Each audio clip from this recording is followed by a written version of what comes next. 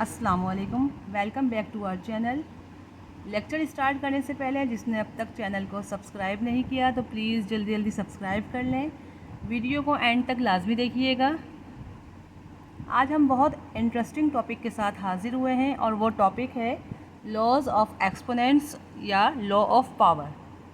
ठीक है स्टूडेंट्स, ये टॉपिक बहुत ज़्यादा इम्पोर्टेंट इस वजह से है कि मोस्टली स्टूडेंट्स को ये बात समझने में बहुत मुश्किल पेश आती है कि कब हम अलजेब्रा के अंदर पावर्स को ऐड करें या कब हम अलजेब्रा के अंदर पावर्स को ऐड नहीं करते, और इसी तरह अलजेब्रा के अंदर पावर्स को सब्ट्रैक्ट करते हैं और कब हम अलजेब्रा के अंदर पावर्स को सब्ट्रैक्ट नहीं करते। ठीक है, तो ये बहुत ज़्यादा बेसिक कॉन्सेप्ट है जिसके अंदर बच्चों को बहुत मुश्किल पेश आती है। आज हम इस कॉन्सेप्ट्स को इस वीडियो में आपको सारे सवालों का जवाब मिलने वाला है, लिहाजा आज की वीडियो बहुत इंपॉर्टेंट है। और जो बच्चे क्लास 9 के हैं, basic specially Sindh text book board के, तो एक्सरसाइज 1.4 के लिए आपने इस वीडियो को लाजमी देखना है। तो इन तमाम लॉज को बहुत अच्छे से समझेंगे तभी हम एक्सरसाइज 1.4 को सॉल्व कर सकेंगे। तो आइए शुरू करते हैं अपनी आज की इस क्लास को। तो स्टूडेंट्स, टॉपिक है आज हमारे पास लॉज ऑफ एक्सपोनेंट्स और लॉज ऑफ पावर। तो बेसिकली हमारे पास 4 लॉज हैं। इन 4 लॉज को आज हम डिटेल के साथ और बहुत अच्छे तरीके से समझने वाले हैं। आपका जो भी कॉन्सेप्ट है अलजेब्रा के अंदर मल्टीप्लिकेशन, डिवीजन या एडिशन या सब्ट्रैक्शन के हवाले से, तो आज हम इसको क्लियर करेंगे। सबसे पहले चीज़ स्टूडेंट्स, आपने ये नोट करना है कि हमारे पास जो लॉज ऑफ पावर हैं ये सिर्फ़ और सिर्फ एप्लीकेबल होते हैं कब, जब हम मल्टीप्लिकेशन करते हैं या जब हम डिवीजन करते हैं। ठीक है, तो लॉ ऑफ एक्सपोनेंट्स ऑफ जो हैं ये कब एप्लीकेबल होंगे, जब हम मल्टीप्लिकेशन या डिवीजन करेंगे। तो अभी हम किस तरह से यूज़ करेंगे इसको हम एग्जांपल से देखते रहेंगे। तो लॉ ऑफ एक्सपोनेंट्स के अंदर जो सबसे पहला रूल है वो है law of product of power.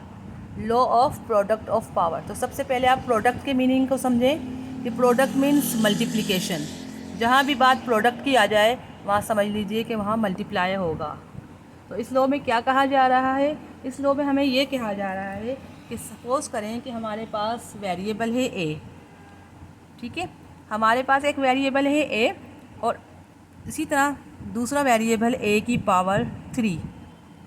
ठीक है, अब आपको यहाँ पर हमें laws of product of power में ये सिखाता है, ये लॉ हमें ये सिखाता है कि अगर आपके पास दो बेसिस सेम हो, ठीक है ना, देखिए ये ए है, इसकी पावर 1 है और ए की पावर 3 है। बेसिस जो है हमारे पास सेम है। तो आपको सबसे पहले ये समझना होगा what is base and what is exponent. ये बेटा मैंने लास्ट वीडियो में आपको बहुत अच्छे से डिटेल के साथ जो है एक्सप्लेन किया है। यहाँ पे एक दफ़ा और फिर समझा देती हूँ कि ए जो है वो हमारे पास बेस है और ए की जो पावर है वो है एक्सपोनेंट है। ठीक है, तो यहाँ पे आपको बेस पता चल गई ए है और एक्सपोनेंट यानी पावर जो है वो 3 है। ठीक है, तो आप एक दफ़ा ज़ोर से सुने कि law of product of power में हमें ये कहता है कि अगर बेसिस आर सेम तो पावर्स आर एडिड, यानी पावर्स जो हैं वो ऐड हो जाएंगी। लेकिन इसकी 2 कंडीशंस हैं। नंबर वन कंडीशन क्या है कि द बेस आर सेम। सबसे पहले तो आप ये समझ लें, कंडीशंस को पहले समझ लो कि law of product of power कब अप्लाई होगा, जब base are same, basis are same. और दूसरी कंडीशन क्या है कि दोनों के दरमियान जो रिलेशन है वो क्या होना चाहिए, मल्टीप्लिकेशन का होना चाहिए। अगर मल्टीप्लाई हो रहा है तो इट्स मीन कि ये दोनों कंडीशन जो हैं वो किसी भी फंक्शन पे हैं, तो इट्स मीन कि ये यहाँ पे law of product of power apply होगा। तो अब आप देखें यहाँ पे ए की पावर 1 है, ए की पावर 3 है, यहाँ पे बेसिस दोनों की सेम है तो हम, और मल्टीप्लिकेशन इनके दरमियान है, तो यहाँ पे क्या हो जाएगा, पावर जो है वो ऐड हो जाएंगी। तो यहाँ ए की पावर 1 है और इसकी पावर 3 है, तो ये हो जाएगा ए की पावर 1 + 3। तो ए का आंसर क्या हुआ, 4। ये दैट इज़ योर आंसर। ठीक है, सिमिलरली अगर हमारे पास 2 या 2 से ज़्यादा बेसिस हों, ठीक है, और उनकी पावर्स भी डिफरेंट हों, तब हम क्या करेंगे। इसके लिए एक और एग्जांपल मैं आपको समझा देती हूँ एग्जांपल से, कि अगर हमारे पास 2 या 2 से ज़्यादा बेसिस हों और वो भी सेम बेस हों तो उनकी पावर्स भी आपस में ऐड होंगी। सपोज़ कर लो कि बी है, बी की पावर 1 है और एक और बी है, उसकी पावर 3, बी की पावर 2, बी की पावर 5। तो अब आप देखें यहाँ पे कितनी बेसिस हैं, 4 बेसिस हैं।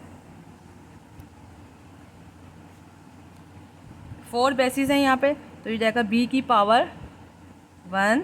अब ये देखें बी बेसिस जो है वो सेम है, तो पावर्स जो है वो क्या हो जाएंगी, ऐड हो जाएंगी। तो 1 + 3 + 2 + 5, तो ये जाएगा 1 + 3 + 2 + 5। तो आपका आंसर क्या बनेगा, 1 + 3 4, 4 + 2 6, 6 + 5 11, तो b की पावर 11, तो दैट इज़ योर आंसर।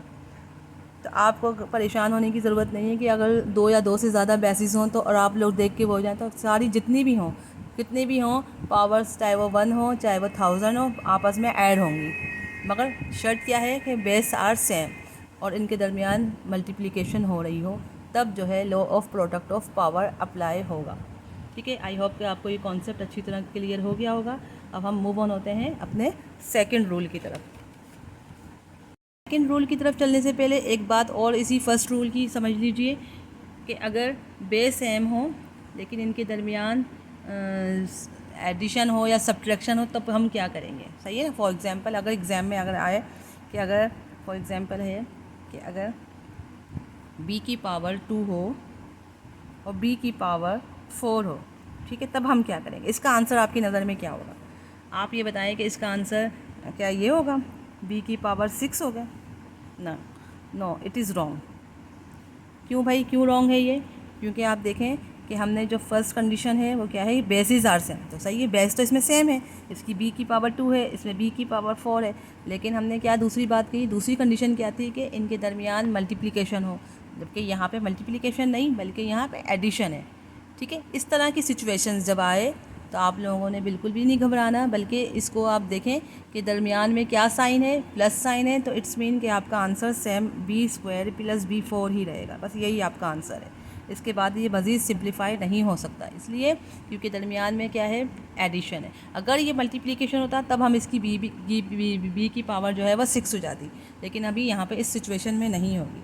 ठीक है, तो एक और एग्जांपल से हम समझ लेते हैं लॉ ऑफ पावर ऑफ, इसको law of product of power को एक और एग्जांपल से समझ लेते हैं हम कि अगर सपोज़ करें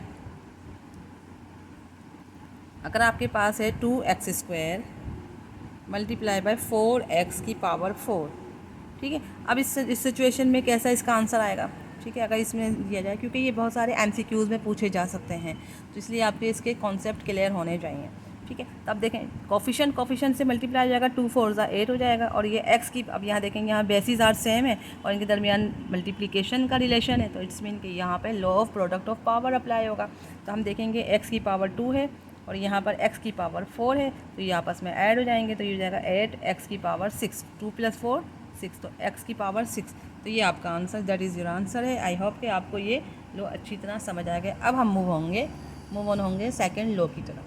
लॉ ऑफ पावर में हमें क्या बताया जा रहा है, इसमें ये कहा जा रहा है, इसकी भी एक बहुत छोटी सी ट्रिक है, अगर आप इस ट्रिक को समझ लेंगे तो आपके लिए सॉल्व करना आसान हो जाएगा। ये लॉ हमें बताता है कि अगर आपके पास कोई वैल्यू है, सपोज़ करो 2 है, ठीक है, 2 की पावर 2 है और इसकी अगेन पावर 3 है, तब हम क्या करेंगे। तब आपने ये बहुत छोटी सी ट्रिक को है जहन में रखना है कि जब भी किसी पावर के ऊपर पावर आ जाए, चाहे वो 1 हो या 1000 आ जाए, तो सिंपली आपने क्या करना है कि पावर को पावर के साथ ही मल्टीप्लाई कर देंगे। ठीक है, तो जैसे कि यहाँ पे है 2, ये 2 की पावर 3 हम कर देंगे, 2 मल्टीप्लाई बाय 3, तो ये क्या हो गया, 2 की पावर 2 3 ज़ा 6, तो ये दैट इज़ योर आंसर। ये बहुत आसान सा लॉ था जिसमें हमने क्या देखा कि अगर एक पावर यानी पावर के ऊपर पावर हो या बहुत सारी पावर्स हो, सपोज़ कर लो दूसरी एग्जांपल से, ये अगर 3 है, 3 की पावर 2 है, यहाँ पर 2 है, ठीक है, तब हम क्या करेंगे। अब आप देखें 3 है, चाहे 2 पावर्स हों, 3 पावर्स हों या 4 पावर्स हों, जितनी भी पावर्स हों, आप क्या करेंगे, इन सबको आपस में मल्टीप्लाई कर देंगे, 2 मल्टीप्लाई बाय 2 मल्टीप्लाई बाय 3। ठीक है, तब क्या हो जाएगा, ये 2 2 ज़ा 4, 4 3 ज़ा 12, तो 3 की पावर 12, ये आपका आंसर। सिंपल, ये जो है बहुत ज़्यादा आसान लॉ था जिसमें हमने देखा कि अगर बहुत सारी पावर्स हों तब भी आपस में वो क्या करेंगे, पावर्स आपस में पावर्स मल्टीप्लाई हो जाएंगे, तो ये आपका आंसर आ गया। अब हमारे पास यहाँ 4 पावर्स हैं, तो घबराने वाली 3 पावर्स हैं तो कोई इशू नहीं है, बल्कि उसी ट्रिक को लेते हुए मल्टीप्लाई कर देंगे। ठीक है, ये था हमारा लॉ पावर ऑफ पावर। अब हम जो है वो मूव ऑन होंगे नंबर 3 की तरफ, law of power of product की तरफ। Law of power of product या क्वोशंट, बेसिकली रूल नंबर 3 के अंदर हमारे पास 2 रूल हैं जो कि एक साथ हम पढ़ेंगे, एक साथ समझेंगे और इसको अच्छी तरह से समझेंगे, ठीक है ना। हमारे पास 2 वैल्यूज़ हैं, सपोज़ करो हमारे पास 2 वैल्यूज़ हैं, a मल्टीप्लाई बाय b और उसकी पावर है, सपोज़ कर लें कि 3 है या 4 है, जो भी आप समझें, तो इसमें सपोज कंसिडर कर लेती हूँ कि 3 है, ठीक है।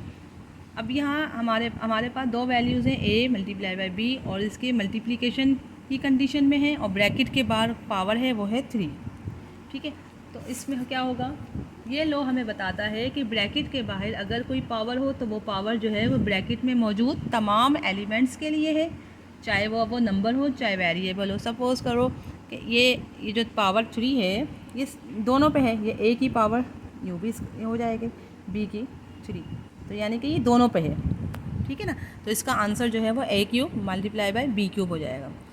यहाँ पे एक दफ़ा और रिपीट कर देती हूँ कि law of power of product में कह रहे हैं कि अगर कोई भी नंबर्स हों या वेरिएबल्स हों, वेरिएबल नंबर्स ये जो है ये रियल नंबर्स हैं, वेरिएबल्स होंगे तो x multiply by y, suppose कर लो x multiply by y, x and y are variables, ठीक है। तो अगर इसकी पावर 4 है तो ये क्या हुआ कि ये पावर जो है वो x पे भी अप्लाई होगी और ये पावर जो है 4 ये y पे भी अप्लाई होगी, तो इसका आंसर आ जाएगा x4 multiply by minus y4, ठीक है, ये आपका आंसर हो जाएगा।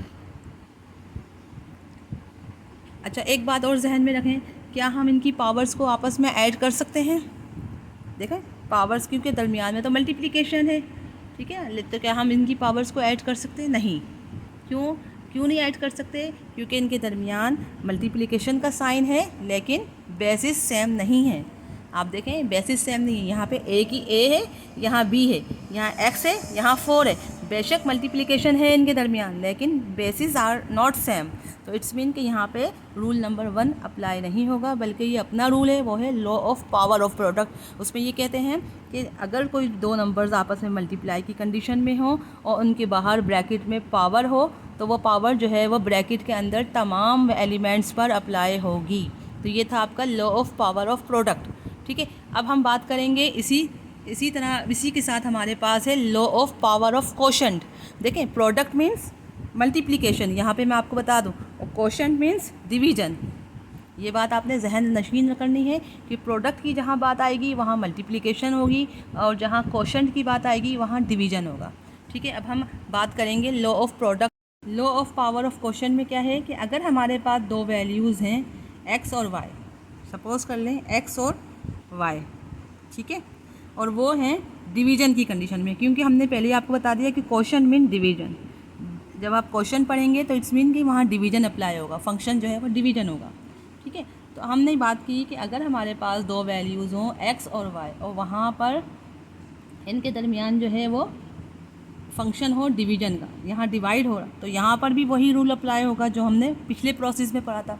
वहाँ पे हमने क्या पढ़ा था, वहाँ पे हमने a और b कंसीडर किया था, यहाँ हमने x और y कंसीडर किया। वहाँ a और b आपस में मल्टीप्लाई हो रहे थे, यहाँ x और y आपस में डिवाइड हो रहे हैं। तो वहाँ पे क्या था कि जब ब्रैकेट के बाहर कोई भी पावर होगी, सपोज़ कर लो यहाँ पे 5 है, ठीक है, तो हमने वहाँ पे क्या कहा था कि a और b, a multiply by b के दरमियान पावर जो है वो 3 थी, तो हमने क्या कहा कि 3 जो है वो a पे भी अप्लाई होगा और 3 जो है वो b पे भी। इसी तरह बिल्कुल सिमिलरली यहाँ पे भी वही प्रोसेस है कि x के ये पावर जो है ये 5 जो है वो x पे भी अप्लाई होगी और y पे भी अप्लाई होगी, तो ये हो जाएगा x5 अपॉन y5, सही है। इसको हम नंबर से भी सॉल्व कर सकते हैं। सपोज़ कर लो कि हमारे पास एक वैल्यू है 6 और यहाँ पे वैल्यू है 3, ठीक है, और इनकी पावर है 2, तो इसका आंसर किस तरह होगा, यहाँ 6 जो है वो ये भी स्क्वायर और ये जाएगा 3 का स्क्वायर, तो ये है आपका 6 स्क्वायर अपॉन 3 स्क्वायर, ये आपका आंसर है। तो यहाँ पे ये है law of power of quotient, ठीक है। बात करेंगे हम law of quotient of power की, जो कि लास्ट लॉ है, ठीक है। अब यहाँ बेटा स्टूडेंट्स आपको जो है ये लॉ बहुत ज़्यादा तवज्जो के साथ समझना है, क्योंकि ये लॉ पिछले लॉ की तरह नहीं है। Law of quotient of power का मतलब है कि जब भी हमारे पास 2 बेसिस सेम हों, ठीक है, 2 बेसिस सेम हो और वो डिवीजन की कंडीशन में हो। देखें अभी हमने जो लास्ट टॉपिक पढ़ा था उसमें हमने क्या पढ़ा था कि बेसिस जो थी वो डिफरेंट थी, जैसे 5/6, ठीक है, 5/6 ये था, या सॉरी 6/3, ठीक है ना। ये 6/3 ये बेसिस जो थी वो डिफरेंट थी, ठीक है। अब हम जो बात कर रहे हैं वो law of question of power में वो बिल्कुल सेम फर्स्ट लॉ की तरह पढ़ेंगे, क्योंकि वहाँ पे क्या था, law of product of power. Law of product of power first law जो था, अभी हमने जो पढ़ा डिस्कस किया law of product of power, उसमें क्या था, प्रोडक्ट मीन्स मल्टीप्लाई, कि जब भी कोई दो नंबर्स आपस में मल्टीप्लाई हो रहे हों, ठीक है, और उनकी बेसिस जो है वो सेम हो, तब हम जो है law of product of power करते हैं। उसमें क्या था कि हम पावर्स जो है वो ऐड कर देंगे। अब लॉ ऑफ कोशेंट, अब यहाँ बात आ रही है कोशेंट की। Quotient means divide. अब यहाँ पे बिल्कुल सेम वही बात है, लेकिन थोड़ा सा डिफरेंस इसलिए है कि वहाँ प्रोडक्ट, यहाँ डिवीजन, ठीक है। वहाँ प्रोडक्ट था, मल्टीप्लाई था, यहाँ डिवीजन है, ठीक है। तो अब यहाँ पे सेम, बिल्कुल सेम इसी तरह बात करेंगे कि अगर हमारे पास ए और ए ही हों, ठीक है, यहाँ पे a की पावर 3 हो, यहाँ पे a की पावर 2 हो, सपोज़ करो, ठीक है। तो अब ये a³ है अपॉन a², यहाँ पे बेसिस जो हैं वो बिल्कुल सेम है, ठीक है। बेसिस जो है यहाँ पे बिल्कुल सेम है, तो यहाँ पे क्या हो जाएगा, पावर्स आर हो जाएंगी, ऐड नहीं होंगी बल्कि सब्ट्रैक्ट होंगी। तो ये इस तरह से सॉल्व करेंगे कि a की पावर 3 है डिवाइडेड बाय a की पावर 2। तो जब हम इसको ऊपर की तरफ लेके जाएंगे तो ये हो जाएगा a, ये 3, ये 2 जो है ना ऊपर जाकर क्या हो जाएगी, माइनस हो जाएगी, 3 - 2, तो ये a की पावर क्या हो जाएगी, 1, ठीक है। यहाँ पे आपको समझ आया law of quotient of power क्या कहते हैं, कि यहाँ लॉ बताता है, ये लॉ हमें बताता है कि अगर हमारे पास बेसिस जो हैं वो सेम हो, ठीक है, जो कि हमने रूल नंबर 1 में पढ़ा था, ठीक है, बिल्कुल वैसे ही यहाँ पे भी रूल अप्लाई होगा, बस वहाँ मल्टीप्लाई की कंडीशन थी, यहाँ डिवीजन की कंडीशन है, ठीक है। तो अब हम वहाँ पे हमने पढ़ा कि पावर्स जो हैं वहाँ ऐड हो जाती हैं, बल्कि यहाँ पे डिवीजन की कंडीशन है, तो पावर्स जो हैं वो सब्ट्रैक्ट हो जाएंगी, ठीक है। तो ये मैंने आपको सॉल्व करके बता दिया। इसी तरह अगर एक और एग्जांपल मैं आपको समझा दूँ, क्योंकि हर तरह की एग्जांपल्स आनी चाहिए। सपोज़ कर लो कि 8 की पावर यहाँ पे 3 है और नीचे 8 की पावर 5 है, ठीक है। तो हम इसको कैसे सॉल्व करेंगे, इसको हम ऐसे सॉल्व करेंगे कि 8 की पावर 3 एज इट इज़ रहेगी। अब ये 8 की पावर 5 है ना, तो 5 जो है ऊपर आके क्या हो जाएगा, यहाँ पे माइनस हो जाएगा, क्योंकि law of quotient of power है ये, ठीक है। तो वहाँ पे सब्ट्रैक्ट होता है, ऊपर जाकर सब्ट्रैक्ट हो जाएगा। डिवीजन की कंडीशन में जब भी हम बात करेंगे तो वो जब हम ऊपर लेके जाएंगे तो वो साइन जो है वो माइनस हो जाएगी। तो 5 जो है 3 के पास जाकर माइनस हो जाएगा, तो 3 - 5। अब आप देखो 3 में से 5 माइनस करेंगे तो प्लस माइनस तो माइनस होता है, आएगा तो आंसर 2 का, लेकिन साइन किसकी आएगी, बड़े नंबर की आएगी जो कि 5 है। तो हमारे पास आंसर आया इसका 8 की पावर -2। अब आप देखो -2 जो है आंसर में आ रहा है, तो हम कभी भी अलजेब्रा में माइनस में आंसर नहीं छोड़ेंगे, नहीं छोड़ते, क्योंकि ये एक रूल है, ठीक है। तो अब हम इसको माइनस नेगेटिव को पॉजिटिव में कैसे लेके आएंगे, नेगेटिव को पॉजिटिव में लाने के लिए आपको पता है, हम पढ़ते आ रहे हैं कि अगर 8 की पावर -2 है, तो अब हम इसको -2 को जब हम ये सपोज़ कर लो कि डिनोमिनेटर में 1 है, तो क्या हो जाएगा, ये उलट जाती है ना जाके वैल्यू, 1/8 की पावर 2 हो जाएगी, ये 1/8 की पावर 2 हो गई, तो यहाँ पॉजिटिव 2 आ जाएगा, ठीक है। तो ये अब दैट इज़ योर आंसर, यही आपका आंसर है, ठीक है। तो हम कभी भी नेगेटिव में आंसर नहीं छोड़ेंगे अलजेब्रा के अंदर। हमें पता है कि 8 की पावर -2 डिनोमिनेटर में 1 होता है हमेशा।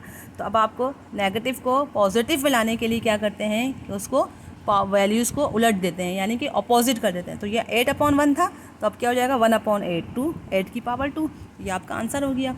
तो स्टूडेंट्स, आई होप कि आपको आज का लेक्चर जो कि बहुत इंटरेस्टिंग था, आपको अच्छी तरह समझ आ गया होगा। आपने बहुत सारी चीज़ें इससे सीखी होंगी, आपके कॉन्सेप्ट्स बहुत सारे इसमें क्लियर हुए होंगे यकीनन।